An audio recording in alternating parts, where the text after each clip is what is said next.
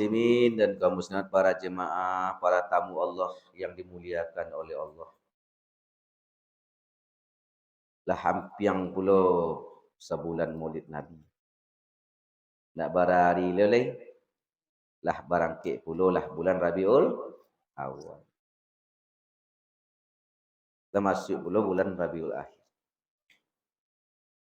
Walaupun bulan itu kan berakhir, biarlah bulan tu tak poi, biarlah bulan Rabiul Awal tu tak poi, tetapi kita tetap berRabiul Awal. Ya, Bu? Apa itu Rabiul Awal? Rabi artinya tumbuh, musim semi, musim tumbuhnya bunga. Itu Rabi. Jadi bunga yang tumbuh di bulan Rabi. Itu dikatakan Rabi itu tumbuhnya bunga. Kalau kita artikan bunga itu keindahan, kenyamanan, kesejukan, kesejahteraan, keindahan. Jadi siapa bunga itu sebenarnya? Siapakah yang indah itu sesungguhnya? Yaitu Sayyidina Muhammad sallallahu alaihi wasallam. Keindahan datang, keindahan lahir. Wajar kita bergembira karena datangnya keindahan. Yuk, tiada keindahan lebih daripada keindahan Rasulullah. Tiada kewangian selain pada kewangian Rasulullah. Pada diri beliau itulah semuanya rahmah, kasih sayang Allah tercurah semuanya kepada kita, beliau. Semoga saja dengan kita selalu berselawat kepada beliau. Semoga saja kita selalu mencintai beliau.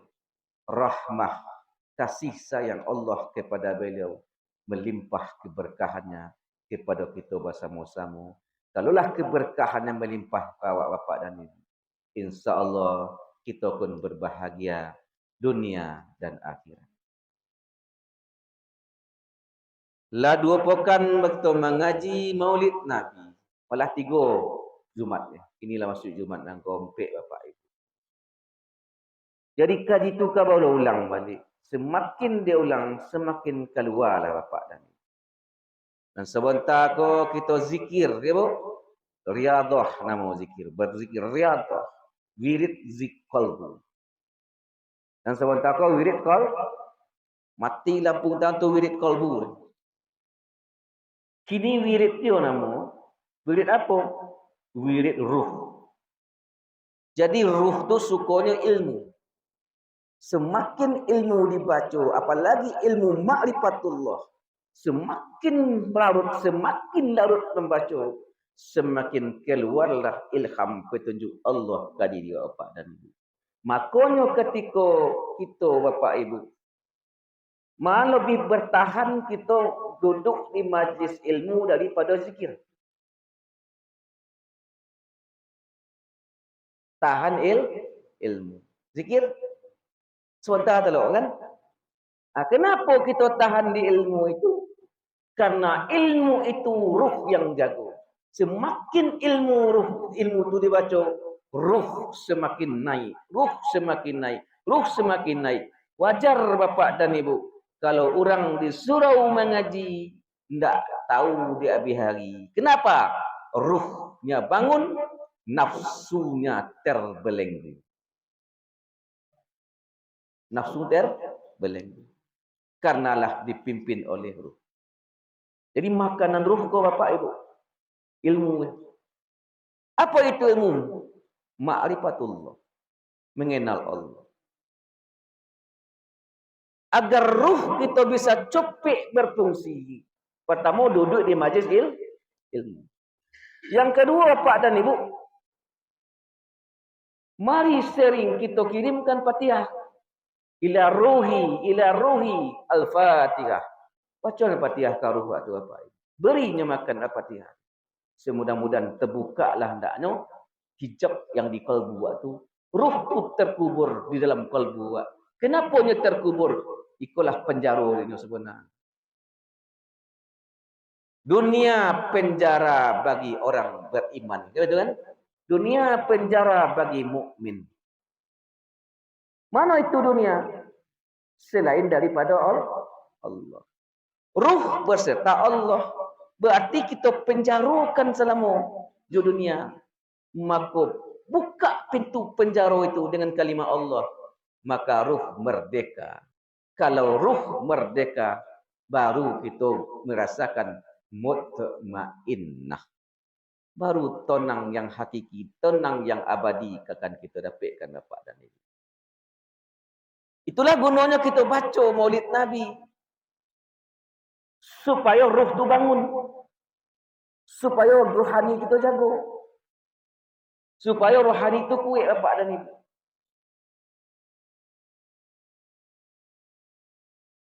Jadi pada minggu yang lalu, lah kita baca Bapak Ibu tentang Maulid Nabi. Apa yang berkajian ke sepotong ke Bapak Ibu? Tumah laqad kana lakum fi Rasulillahi uswatun hasanah liman kana yarjullah wal yawmal akhir wa zakarallaha katsira. Itu petang. Kesimpulan saya kata itu Bapak Ibu. Sungguh pada diri Muhammad itu, pada diri Rasul itu terdapat ada contoh tauladan yang baik. Apa maksudnya? Muhammad itu diutus oleh Allah menjadi contoh.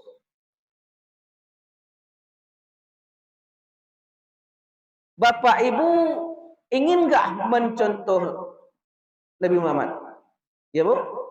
Bapak Ibu yang hadir malam kini kok menjadi contoh atau memberi contoh? Hah? Menjadi contoh. Kalau menjadi contoh, berarti kita yang berbuat. Dicontoh orang. Kalau memberi contoh kan anak awak beri contoh. Oi, ngaji langsung beri ke dah tonton TV yang. Kita tak ngaji deh. Tu beri contoh nama. Yang menjadi contoh, kita baca Quran tu. Dicontoh, tu baru menjadi contoh. Kalau memberi contoh Bapak Ibu, tu mah merintah anak je. Pada nonton TV kalian sonjo mau apa sonjo bacalah Quran, awak tak baca Quran, tu tak menjadi contoh. Berarti kita tidak meniru Rasulullah. Jadilah awak menjadi contoh. Jangan beri contoh je. Kalau kita beri contoh, dibalikin kau. Dibalik dan anak aku. Amak leh ngaji. Dia yang ngatur lah leh. Itulah basuh kan. Jadi bisa itu Bapak Ibu. Jadi orang yang beruntung itu sebenarnya menjadi contoh. Lah dibuatnya dulu. Baru. Tanpa berbicara pun, anak awak akan ikut pula. Cucu Bapak Ibu akan ikut pula. Tapi kok TV nak beduk sonjo. Semua ni dia lewat. Aja untuk nonton. Awak nak majarnya nonton. Awak nak majarnya bahapa. Lah bahapa lah tagak cadunya bahapa wa togah pula. Ya Bu? Jadilah kita menjadi contoh. Orang yang menjadi contoh tu Nabi Bapak Ibu, salah satu yang dicontohkan oleh Nabi apa? Solat. Kami solat salah satu. Solat yang Bapak Ibu lakukan, laikah khusyuk kalau enggak?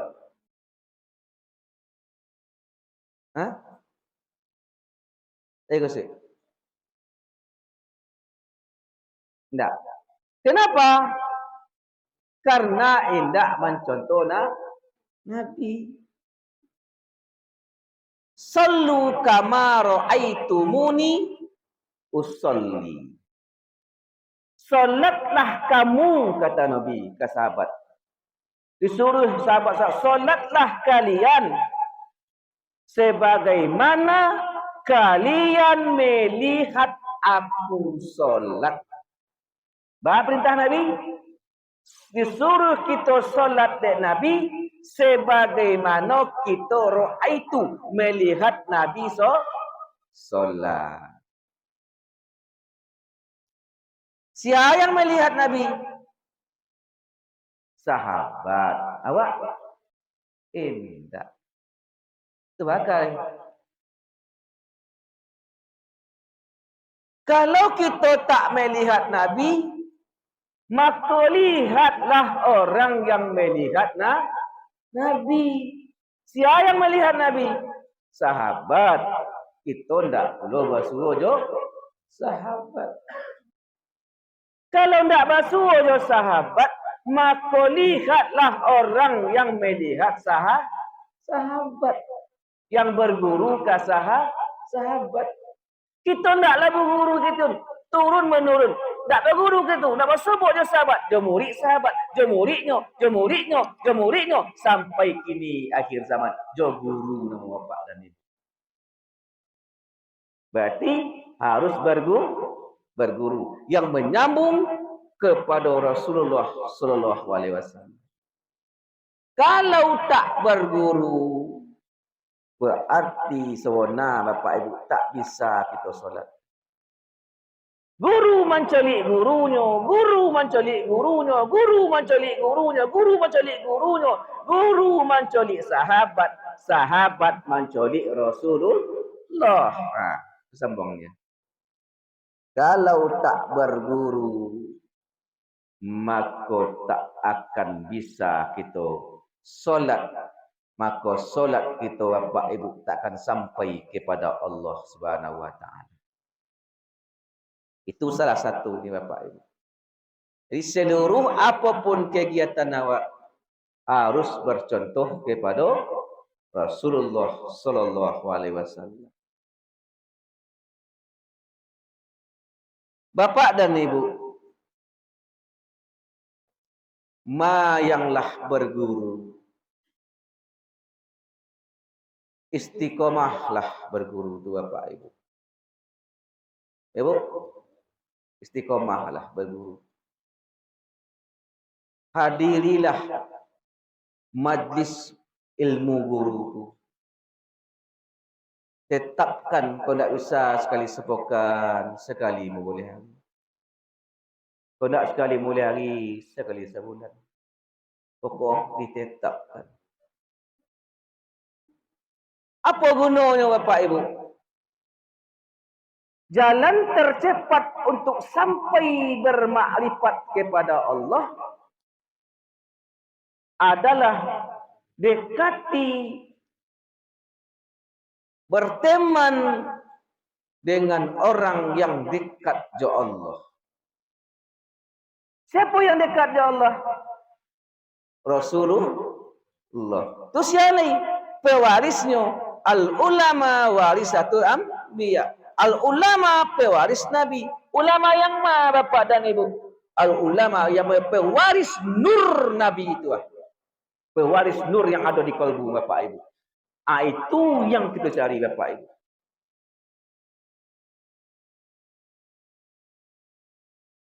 Untuk apa? Agar kita bisa selamat sampai ke Allah. Agar jalih jalan ke Allah. Dan kita tak jalih jalan ke Allah. Lebih kawan kita jo guru. Lebih deket kita jo guru tu. Guru tu pasti ke Allah. Kita sampai je nyo. Secara otomatis kita pun sampai ke Allah. Walaupun kita tak pandai apa indah. Apa? Kemudian agar bisa terlaksana yang demikian, agar copik kita mendapatkan rahmah Allah tu bapak ibu, jangan sekali-kali jangan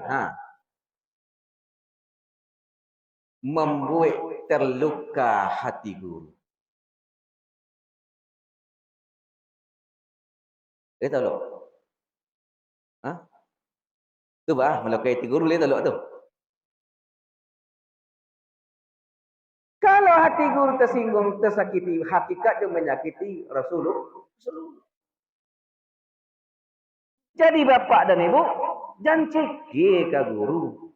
Bu cekik ke guru tak? Ya. Cekik ke guru. Cekik kau terbagi dua, secara zahir dan batin. Secara zahiriah kau tak mampu bapak ibu contoh, tak apa-apa. Senangkan gurumu. Dalam artian zahiriah kalau mampu. Kalau tak apa-apa. Yang terpenting rohani saya yang senangkan. Dan ciki awak ke guru secara rohani. Basta dulu nak ciki ke guru secara rohani. Terus setiap hari babori guru tu Al-Fatihah. Apakah guru tu butuh Al-Fatihah Bapak Ibu? Butuh guru Fatihah Pak? Hah? Tidak. Dan sebenarnya awak yang butuh. Jo Al-Fatihah itulah sebenarnya. Kita membuka kalbu guru. Al-Fatihah itu pembuka. Dengan tawasul dengan Al-Fatihah. Semoga terbuka kalbu guru yang telah dirahmati di Allah. Sehingga terbuka kalbu guru tadi. Secara otomatis Bapak Ibu. Maka insya Allah apa yang ada dalam kalbu guru itu. Nur yang ada dalam kalbu guru itu. Mengalir kepada kalbu awak Bapak dan Ibu. Jadi Bapak Ibu. Jangan pernah lupa sekali sehari. Berfatihah ke guru. Baik itu guru yang telah meninggal. Ataupun guru yang hidup. Tunggu pertanyaan Bapak Ibu. Kalau guru hidup, kalau ngirim fatihah. Kan itu kan? Inilah Bapak dan Ibu. Bapak Ibu berguru nak? Ya kan?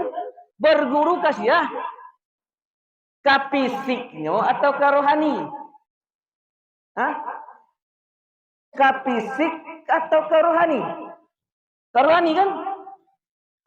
Jadi kalau kita yakin berguru kepada rohani, berarti berguru kepada rohani. Jadi rohani yang kita kirim apa? Fatihah. Tapi kalau Bapak Ibu berpedoman berguru kepada fisik guru, maka banyak akhirnya murid yang meninggalkan guru. Kalau ke fisik. Baru itu. Sebab Bapak dan guru pun tak lo maksum. Guru pun tak lo suci. Badoso pula guru jago. Kalau seandainya Bapak Ibu memandang fisik, salah kerojo guru. Kasih tu pandangan Bapak Ibu. Bangun tiba guru. Sekone. Banyaklah murid meninggalkan guru.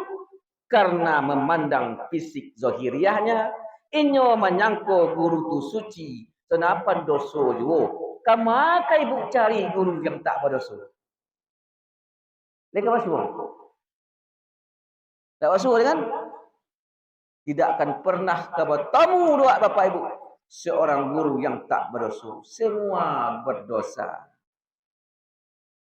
Jadi Bapak Ibu. Bergurulah kepada rohaninya. Pandanglah rohaninya. Jangan pandang fisiknya. Jangan pandang perbuatan-perbuatan zahiriahnya. Kadang-kadang itu mungkin ujian bagi kita Bapak dan Ibu. Mungkin secara zahir kita menculik guru itu berdosa. Tetapi secara batin yang tentu oleh Bapak dan Ibu. Mungkin ujian bagi kita Bapak dan Ibu selaku nak murid Bapak Ibu. Bapak dan Ibu, agar Muhammad yang ada dalam diri kita lagi. Saya yakin Ibu ada dalam diri atau Muhammad tu. Laqad ja'akum rasulun min anfusikum. Sungguh pada diriku ada seorang rasul. Ya ada Bu? Siapa rasul itu? Muhammad. Di mana? Di diri awak. Muhammad apa bentuknya? Apakah berjasad? Tidak. Yang dimaksud rasul dalam diri awak itu Nur Muhammad. Nur Muhammad. Cahaya Muhammad. Dalam diri. Agar cahaya itu tumbuh dalam diri. Jangan takubu juga Bapak Ibu. Maka disingkukkanlah.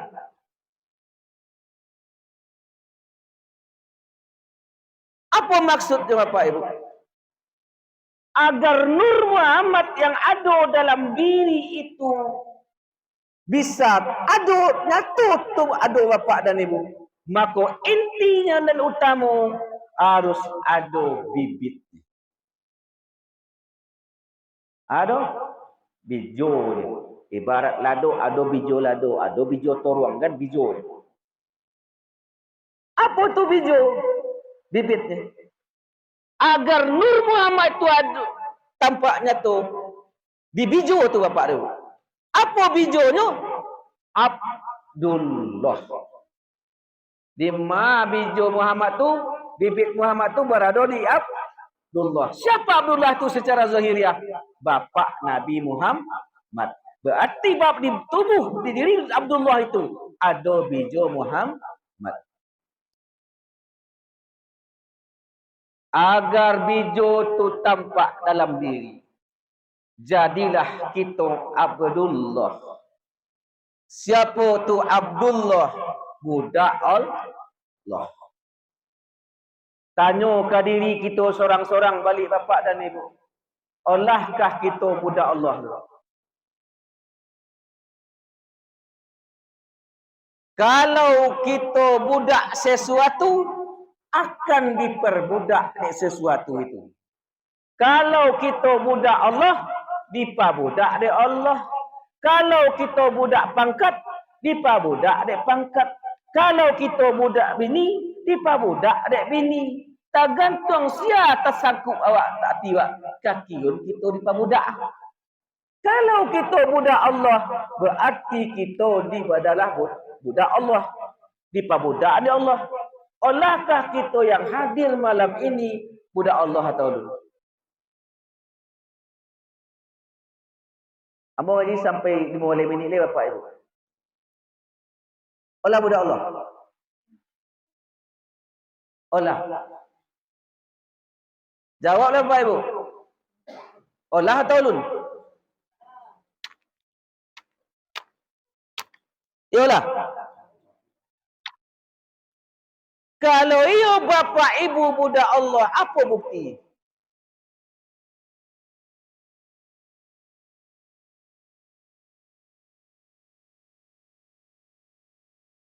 Bukti.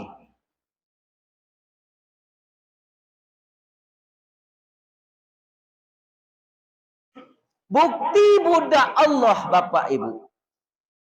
Biarlah tubuh kau budak dunia. Biarlah tubuh kau diperbudak ni saja. Maksud yang dikatakan budak Allah tu, hati jangan sampai menjadi budak dunia. Ia budak Allah hati kau tak. Contoh Bilal bin Rabah bapak dan ibu. Bilal bin Rabah ketika disuruh keluar dari Islam balik oleh tuan ni. Tubuh dan boleh engkau perbudak, hai tuan. Tapi hati dan jiwa dan tidak akan pernah engkau perbudak. Silahkan engkau asap tubuh dia. Tapi jiwa dan adalah budak Allah. Lepas itu, tubuh dialah untuk dunia. Tapi hati dan sampai untuk dunia. Jadi intinya budak Allah itu, tanduk ada budak Allah itu. Di kalbunya lah ada bibit alif lam ha. Allah kalimat Allah di kalbulun baru budak Allah. Allah dominan nama Allah di kalbulun. Allah banyak nama Allah lun. Kau lengkap pun Allah banyak nama Allah pada nama yang lain lun. Kalau banyak nama Allah berarti kita lah bansuansu untuk menjadi budak Allah. Basagiro lah untuk menjadi budak Allah itu. Bahasa begironya. Basagiro maisi kalbu ke bapak ibu. Taruh menaruh. Sehingga tak ada tompik yang lain ni. Tompik untuk yang lain hanya untuk Allah semata-mata.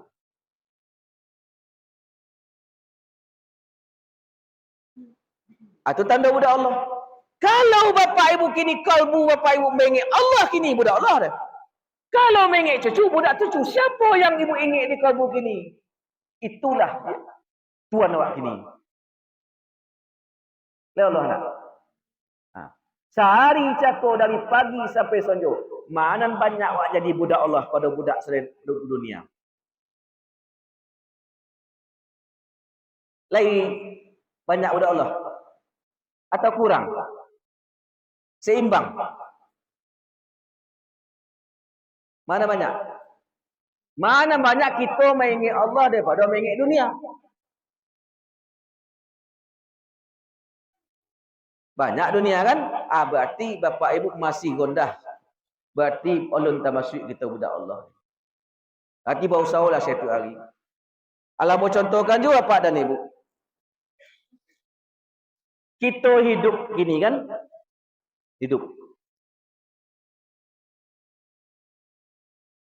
Bapak Ibu ketika muda, tenaga sodiang selesai, pencarian banyak sawah bak akrojo atau seorang. Bakurih ketika kuih, mencari ketika muda, ya bu. Dapat piti bolikan ke omeh, dapat piti pegangkan ke sawah, dapat piti dibolikan pokok ni ke barang-barang dan ke barogo, ke kebun segala macam. Apa tujuan kita ketika itu? Menabung ketika muda. Besoklah tua bangkai, dimenikmati apa yang lah kita tabungkan. Kayak itu tujuan tu. Lah tua besok kerja nak tolok ni, sawah ni ada sekian ngupak. Tu mengalih. Mana rimu hasil je ni. Itu tujuan kita melembut-lembutkan piti ke hari tua. Ya tu nak?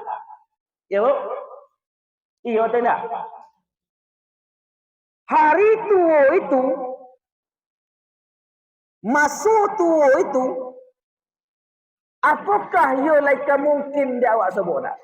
Tidak pasti. Adakah bisa kita memastikan kita katua? Baik. Jadi sesuatu yang tak pasti itu apa ibu?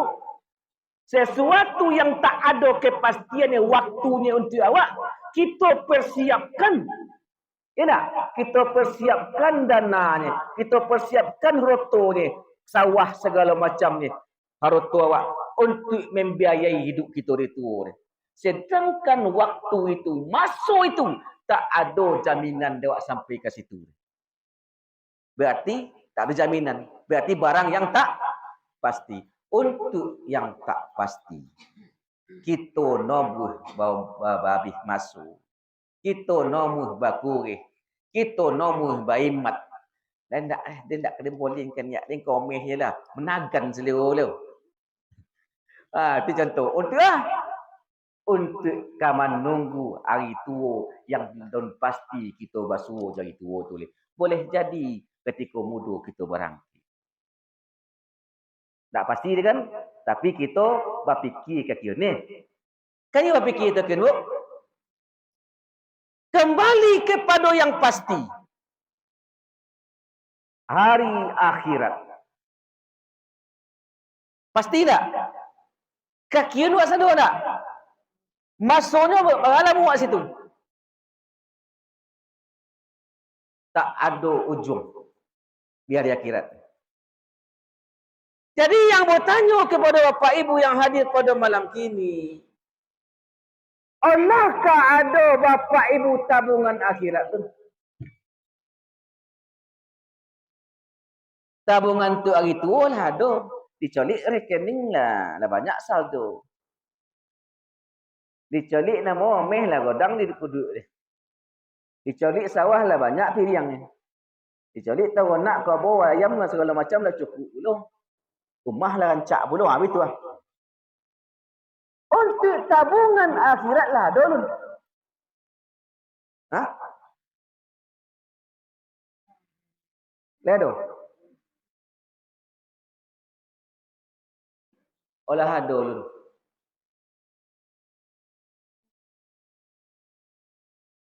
Dah pernah jadi pemikiran dari Bapak Ibu. Untuk hari tua yang tak pasti, wak tua dia persiapkan. Tetapi untuk akhirat wak pasti ke situ Bapak Ibu. Laikah Bapak Ibu sedia nak? Lah mana buang dulu? Hah? Jawablah aku segini, lelah. Cik ku ngaji ni tak leh. Olah, apa yang Bapak Ibu tabungkan?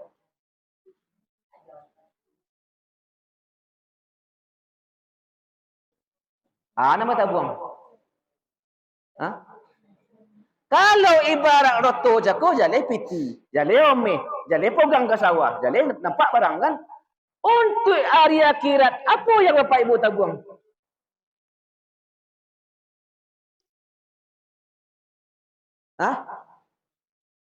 Solat 5 waktu. Kemana tabung? Ke Allah.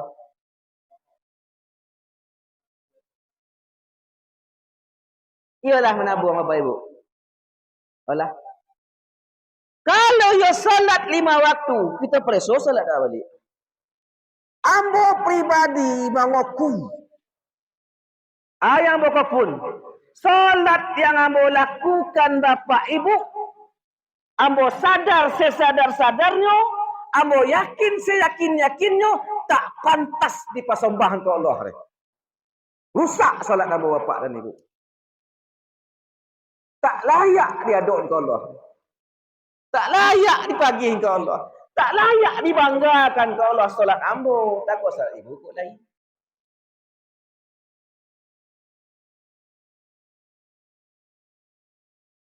Bagi kira. Nilai je lah. Ada ibu solat ibu seorang-seorang. Layak rasul dia pergi ke Allah tak? Kalau ambo fikir diri ambo bapak ibu tak layak. Tak pantas dah. Kalau kita membanggakan ke Allah, kecuali Allah yang berkeinginan meridai menimu. Aku masalah. Tapi kalau kita yang akan mengecekkan, kita punya solat lagi ke Allah. Tak akan menjamin boleh bapak dan ibu. Tak ke Allah, lebih bermurah hati. Mana imu juga. Itu masalah kan? Jadi kalau kita yang menjamin diri buat solat aja kau, taklah mungkin kita bisa menjamin solat tadi akan menjadi tabungan dia bapak dan ibu. Jadi Bapak Ibu, 5 minit lagi Bapak Ibu, amu sudahan kaji si ke Bapak Ibu, sangat 10 berhenti. Kena ada untuk Bang Dosati lepas ngaji. Jadi tabungan akhirat itu adalah ketika kita hidup di dunia, Bapak Ibu menabung untuk dunia, untuk hari tua, lah banyak tabungan. Bila tabungan itu Bapak Ibu manfaatkan. Ketika badanlah lemah, ndak bisa menjupah lagi, ndak bisa kerojo lagi, saldo lagi banyak di bank, sawah lagi sekemari menyabi. Kok tahu nak menjual sekali setahun. Itu diambil ketika badan olah lemah. Tabungan akhirat bila pula dipecah kecil ni? Bila awak nikmati? Bila ke diambil?